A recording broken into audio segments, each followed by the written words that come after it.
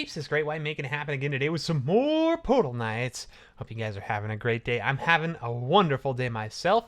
I just got up, feeling rested, and ready to tackle some logic stuff. We got a little stretchy thing attached to our wand. We're going to talk about it. Let's jump right into it, guys. So last time, where we left off, if you're following the series, we talked about some of this stuff over here. We talked about the inputs for the players, like the pressure plates, the levers, the buttons, and how those work. I believe we did talk about setting up delays to unpressed buttons, so you guys should know all about that, and how delays are pretty handy.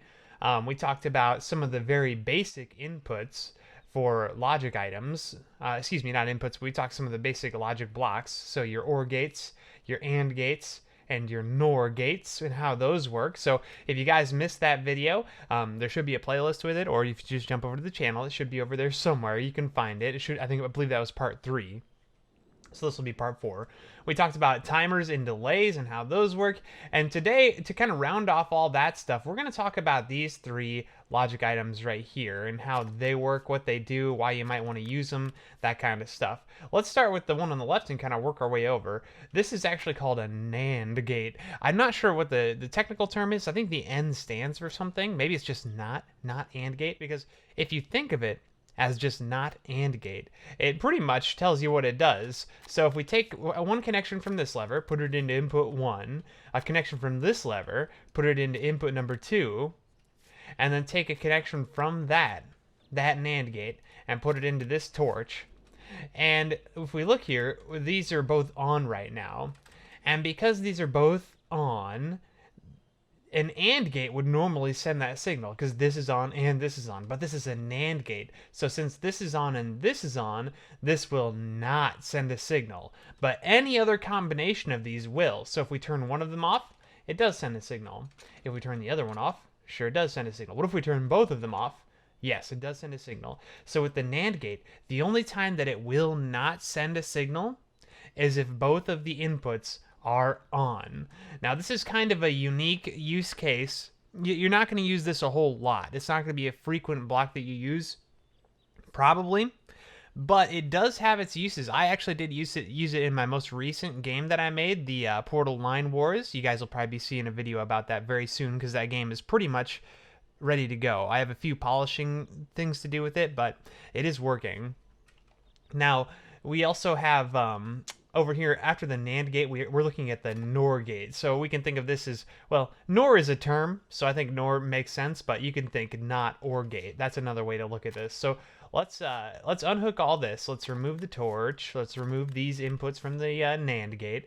Let's grab the connection from this lever again, put it into input 1.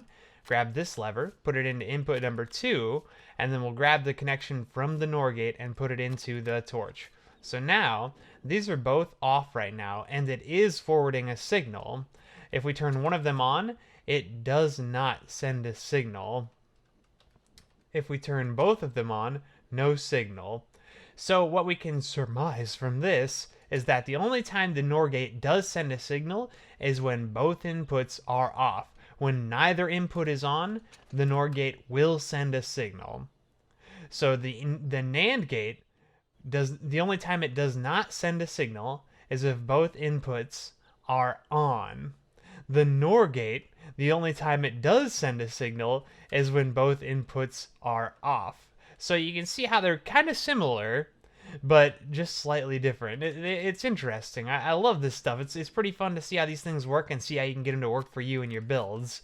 But don't worry about these right now. You don't need to worry about them too much. We're going to talk a little bit more about the NOR gate later, but for now, I'm going to unhook everything, and we're going to talk about this last one over here, the XOR, or I call it XOR or XOR, but technically this is exclusive OR, which is strange because it should be EOR, because exclusive starts with a E, but whatever. Exclusive OR is what that technically stands for. So if we get the connection from that, send it into the torch. The way exclusive OR gates work, or XOR gates work, is that this will only send a signal when one input is on. So if we turn one on, it does send a signal. If both are off, it does not. If both are on, it does not. But as long as we only have one input on, it does send a signal. So those are pretty interesting too. That's going to be kind of a niche use case as well. There are times we've used that also in the board game that Nikki Ma and I are working on, but it's not something you're going to use frequently, I would say.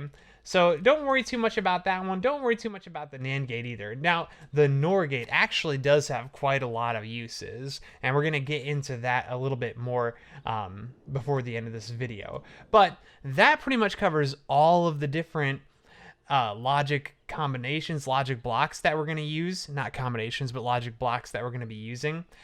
Next, now that you know kind of the basics of how timers and delays work, how OR gates, AND gates, NOT gates, all those things work, let's take a look at some other things that are very useful for you. Some combinations of logic blocks that you might actually use that can help you out quite a lot. So we talked about in the last video, in part 3, about how timers are not only good for being used to time things, to have a timer to count down, they're also good for just saving inputs. So I think this is the example we used last time. I have this button going into this delay, and then the delay going back into the button, right? And the only thing that this little combination does is it means when I press this button, the signal that the button sends comes right back into the button 0.1 seconds later, because we have this set to 0.1 seconds. And then 0.1 seconds later, it pops that button back up. So the button press is just very short before it comes back up. And I have that set up to send a signal and fire this cannon once. But what I wanted to be able to do is I wanted to be able to say for sure if the player has pressed this button yet. So in order to know if the player has pressed this button yet, what I can do is I can take another signal from this button and send it into a timer. And I can just set that timer to the shortest timer we have, which is 1 second. And that's a perfectly fine amount of time for me to be able to press this once. And now it comes back up. And now that this timer is on, I have the torch leading into the timer. That I put that there so I know if it's on. So now that this torch is on, if I press this, I can keep pressing this over and over again and keep firing the turret, but I know that this button has been pressed at least one time because that timer is on. Now, that has a lot of uses that we can get into, and that 1 second delay is kind of a pain in the butt. I don't like how sometimes I want it to be a lot faster than a 1 second delay to be able to know when things have been done. So in order to do that faster, we can use something called an SR latch. An SR latch is pretty cool. Let me show you guys what that is. Let's grab some space just over here. And what we're going to do is we're going to come into our logic blocks and we're going to grab a NOR gate. So the NOR gate we just talked about, that's the middle one over here, right? So this one is only going to send a signal when both inputs are off, right? So if we go ahead and put these down here, let's go ahead and I'm going to have them float right there. The way that an SR latch works is we're going to have one NOR gate lead into the other one. So let's open up this bottom one, get a connection, come up to this top NOR gate, and we're going to put the connection into the top of this one. But then we're going to take a connection from this top one and put it into input number 1 of the bottom one. So now we kind of have this, if we look at it closely, they're leading into each other. The pulsing isn't really working in our favor this time. You can't really see it very well, but we can see that this one goes into that one, and this one goes into that one. So they're leading into each other. And the reason that this is useful is that let's give each of these let's give them a sort of a name to identify them. Let's say that if the bottom one is on, that system error, the game session's been canceled. What? I was playing offline. That's crazy. Well, let's jump back in. Sorry about that, guys. That's crazy. But while this is loading, let me just explain. So we're going to have those two NOR gates. Let's say when the bottom one is on, we're going to say the SR latch is off. So just to clarify, when I say SR latch, this is an SR latch. That's what this is. There are other types of SR latches using other types of gates, like the XOR gate and the NAND gate, but for our purposes right now, this is an SR latch. So when I say the SR latch, I'm talking about these two items together leading into each other. So what we're going to say is we're going to say that when the top one is lit, the SR latch is on. When the bottom one is lit, the SR latch is off. That's what we're going to say. And you can see that right now it's currently on because that top one is a little bit brighter. It's kind of glowing right now. That's how we know that one is on. So the cool thing about this is that we can now take, say, a green lever and a red lever. Let's put the green lever right here, the red lever right here. Let's have the green lever turn the SR latch on. So in order to turn the SR latch on, we're actually going to put a signal into the bottom NOR gate. So we apply the connection right here. And then in order to turn it off, we're going to use the red lever. We're going to have that send a signal into the top of the SR latch, the top NOR gate.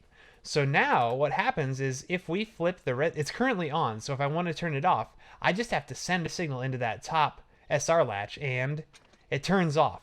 And the cool thing about this is that it's immediate. It's right away. So we can compare this now to a timer. Let's grab a timer really quick. And let's put this timer down right next to it. Let's put a torch. We're going to use the torch to tell if the timer is on or off. And then, you know what? We can even do the same with the SR latch. I'm going to take a signal from the top NOR gate and put it into the torch. Because we know that when the top NOR gate is on, it's on, but it's a little bit hard to see sometimes, so we'll just use the torches. So now, if we flip this green switch... Oh, I forgot to hook up the timer. Oops, sorry, let me turn it back off. So the green lever, we're going to have turn the timer on, and the red lever, we're going to have turn the timer off. So right now, this green lever is turning the SR latch on, and it's turning the timer on. The red lever is turning the SR latch off, and it's turning the timer off. So let's watch the difference now. So there's a 1 second delay with the timer, but the SR latch happens immediately, right away. There's no delay at all. It's absolutely instant. There might be maybe like a 1 frame delay, but we're not going to worry about that technicality. We're just going to look at it for how we see it. Now, when we turn it off, we'll notice this though. They do turn off the exact same time. So there's no delay in turning off timers. Timers turn off as soon as they get that signal, just as fast as the SR latch. So if it doesn't matter how fast you're starting your signal for your game or whatever you're doing, a timer is fine. A timer works perfectly. In fact, a timer may be a better option because you use one less object. It saves you space. It saves you total number of objects used in the game, which is going to just help make your game a little bit more stable, a little bit less laggy and that kind of stuff. And as long as it doesn't matter how long it takes to start, that might work just perfectly fine. But if you need something to happen instantly, right away, this SR latch is much better than using a timer in my experience. I think you will find as you build things that this is very, very useful.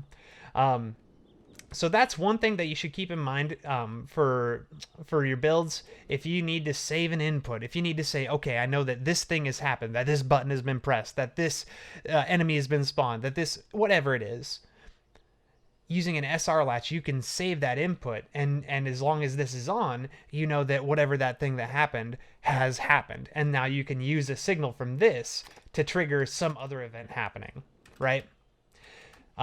Cool, so SR latch is very, very useful. Now there's another thing that I want to tell you guys about, or teach you guys about, that's very useful in this game. Sometimes you run into this issue where you want to send just a short signal. You don't want it to completely be on all the time. Let's actually talk about enemies for a moment. So let's grab an enemy and have them spawn in. I'm going to use the greenhorn grunts because honestly, I just like them. I think they're goofy. I think they're silly. I love how they run away from you when they get low on health. It's so funny. I love the greenhorn grunts a lot. So the way enemies work, we're going to talk about that. There's two inputs. We have input 1 and we have input 2. The way that input 1 and 2 work is kind of similar, but there are some very important differences. When you place an enemy down, if you don't put anything into the enemy, he'll just spawn in right away.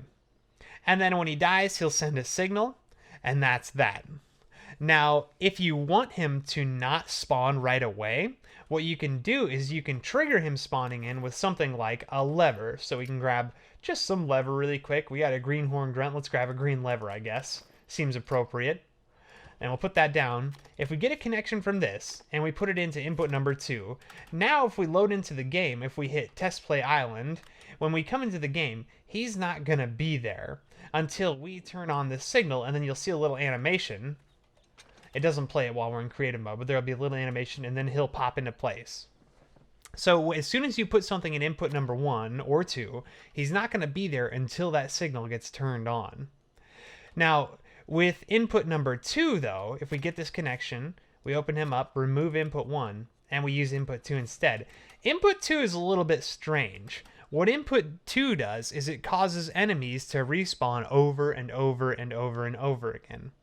Now, this is a really cool thing because this actually was broken in the most recent update to the game, to Portal Knights, and I sent a message off to the developers, and they were very fast about getting this fixed. They were super helpful and very, very awesome, and they actually fixed it and made it even better than it was before. So what I'm about to tell you is completely new information about how enemies function and the way that they work.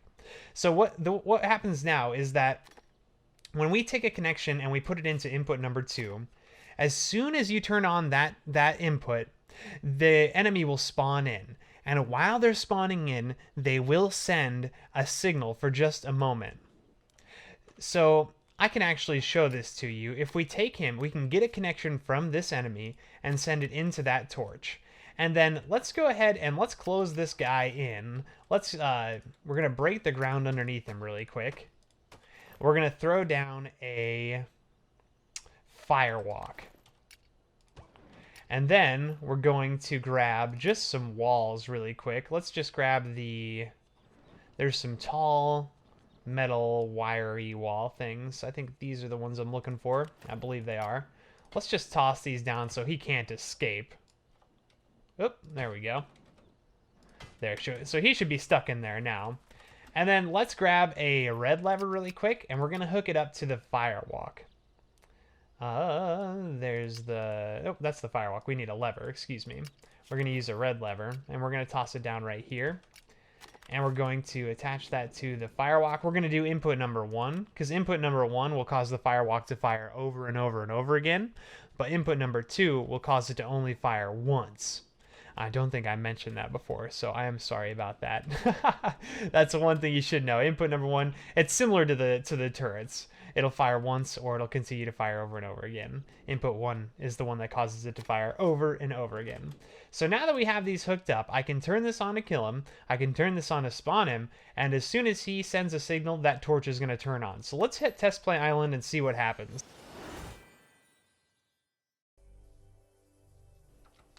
I think you guys are really going to like this. There's some very useful stuff when it comes to how these work. Okay, here we are. So, we have our two... Oh, is this just backwards? Yeah, it's just backwards. Okay, so these are both off right now. So let's turn this on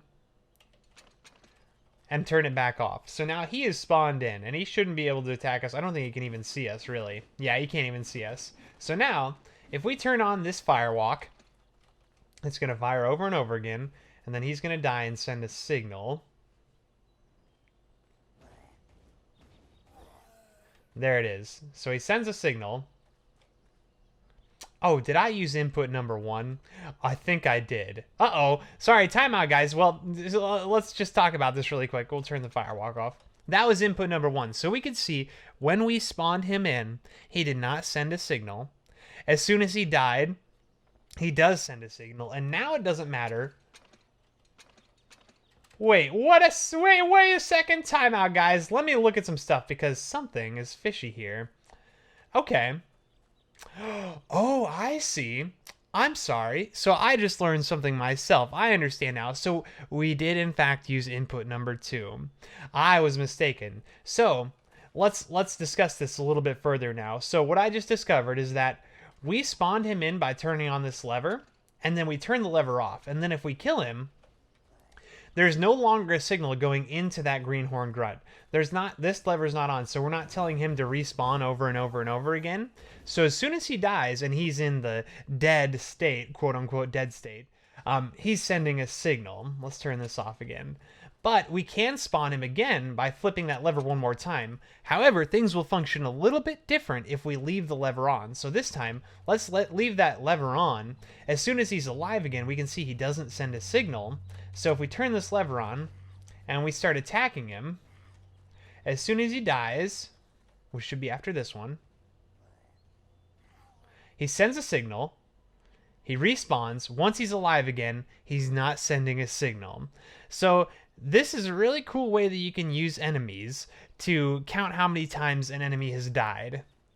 So you can use that signal that he sends for just a moment to say, turn on a timer or turn on an SR latch, depending on what you need to do. So you can count how many times an enemy has died by using that function right there.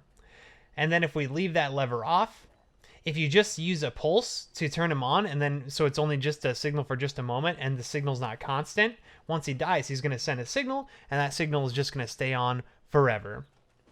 So one thing that you'll notice is that if you want to use this function, if you want to use this spawning him once and then he sends a signal, you might not want that signal to be on constantly. You might not want that to be going all the time. You might just want a short signal from this enemy, but you don't want him to keep respawning, right? Or, for example, say you have a turret down somewhere. We can use just this one. Let's disconnect all this. Say we have, let's destroy that too. I don't want it firing in the background. It's going to kind of annoy me. Okay, so let's say we have a turret in here. It is, duh. So let's grab this big fire turret right here. And we're going to hook this lever up to that. And we used input number 1. Now that one causes it to fire multiple times. So let's switch it over to, well, let's leave it on input number 1. So there's a couple ways to handle this. If we wanted, we could have it so that we just use input 1 and it fires once. Or what we could do is we could shorten the signal. So we know that levers send a constant signal. It's going all the time and it never stops as long as the lever is on. What if I wanted a lever that only sends a short signal? What if I want a lever that's only going to cause this to fire once? Well, we could obviously just switch to input number 2, but I'm going to use this as an example to show you guys a way to create what's called a pulse generator. A pulse generator is another one of these cool combinations of logic blocks that you can use as a tool. And the way that this one works is we need 3 blocks. We need a NOT gate, we need a delay, and we need a NOR gate. So a NOT gate, a delay, and a NOR gate. That's the combination that we need. And I like to do these in a stack or a line, however you want to do it. So I do it like this, or you could do it like this over here. But I like to keep them together because we're going to use them together. But let's use the tower for now. The way that a pulse generator works is it takes one long constant signal and it turns it into just a short single pulse signal. So how do we hook that up? Well, we take our input, whatever your input is. It could be an enemy dying. It could be a lever. It could be a button press. It could be somebody walking across any input. It could be anything, really anything at all. It could be a signal from another logic block. It doesn't matter what it is. It could be a signal from a timer or a delay. But whatever your input is, whatever your signal is, we take that, let's get the connection, and that's going to go into the NOT gate, and it's going to go into the delay. Pretty easy so far, right? And then all we have to do is we take that connection from the NOT gate, we put it into the NOR gate above. We take the connection from the delay, and we also put that into the NOR gate above. So now what's happening is it's going to send just a short pulse. We'll bring that turret back in just a moment. So if we put this torch on here, and we hook up the NOR gate to that torch, now what you're going to notice is that normally the torch would just stay on. So if I hook this lever directly up to the torch just stays on for forever. But this pulse generator is actually going to take that one long signal and turn it into a short one, and it's going to be based on this delay in the middle. So however long this delay is how long that pulse is going to be. So if we flip this toggle right now, you can see they both turn on, but that one turns off after just 1 second. This one stays on for forever. So if we take this, say bump it to 5 seconds, and we try it again. Oh, I think I needed a second for it to reset. This is at 5 seconds? Okay.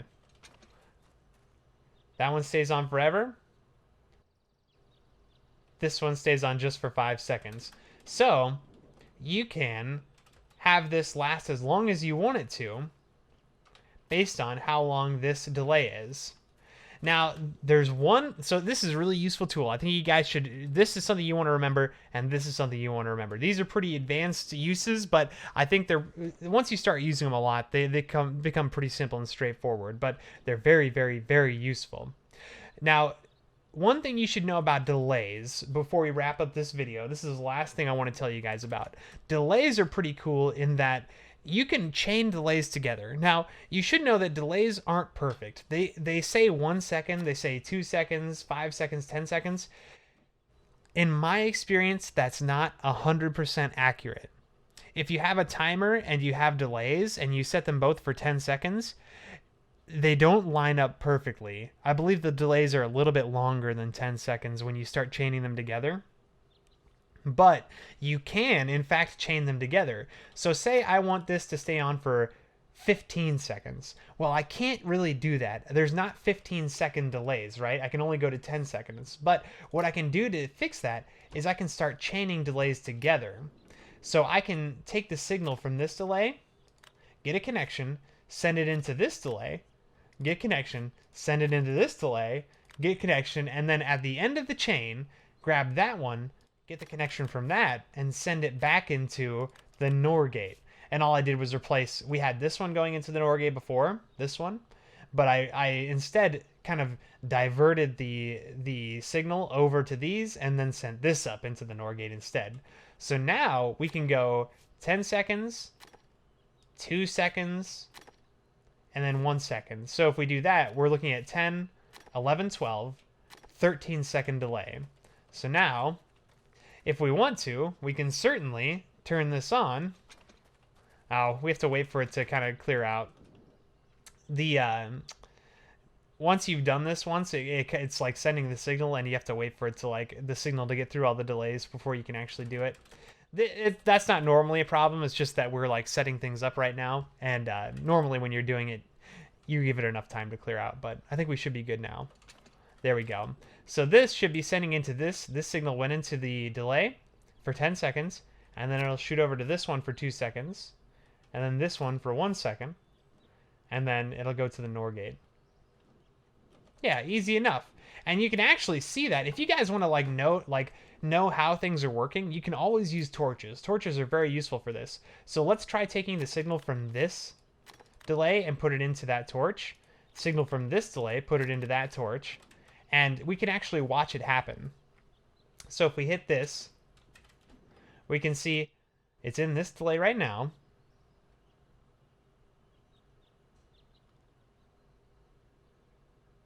"10 seconds. Now it's in this one. Now it's in this one. And then boom, it went up there. And then because this is a NOR gate, it turns that one off because now both of those signals are on. Or at least one of the signals is on, excuse me. Yeah, pretty cool. So that's a really useful tool. Chaining delays together and using the pulse generator and using the SR latch are really useful tools for you to get into building very advanced games. So this, guys, is going to be the last of our technical tutorials that I wanted to make. This is the last really, like, you know, just arbitrary showing you us doing things. What we're going to do next is we're going to take all these tools that we've created, all these tools that we've covered and gone over, and we're gonna actually build a game together on camera. I'm gonna build a game, and you guys can watch, and you can give suggestions for things you'd like to see added, and whatever you'd like. But I'll definitely do some tours of some other builds that I've made and show you how the logic works there. Yeah, lots of cool things that we can do, guys. But that's going to be it for this video. Leave me a comment if you have any suggestions for things you'd like to have more information on. If there's something that doesn't make 100% sense to you that you'd like me to elaborate on, I'm happy to do that. Or if you just have any quick questions that I can answer in the comments, I'll certainly answer those too. Definitely leave a like if you guys like this video, if this is helpful for you, and subscribe to the channel if you haven't already. I would very much appreciate it. But I'll look forward to getting started on our game that we're going to build together. I'm not sure what it's going to be yet, so if you have ideas or suggestions for what kind of game you'd like to see us build, let me know and I'll happily put that together. But you guys have been a pleasure as always, and well, stay safe out there with all this crazy virus stuff, and I hope you guys do have just a wonderful rest of your day. See you later, dudes.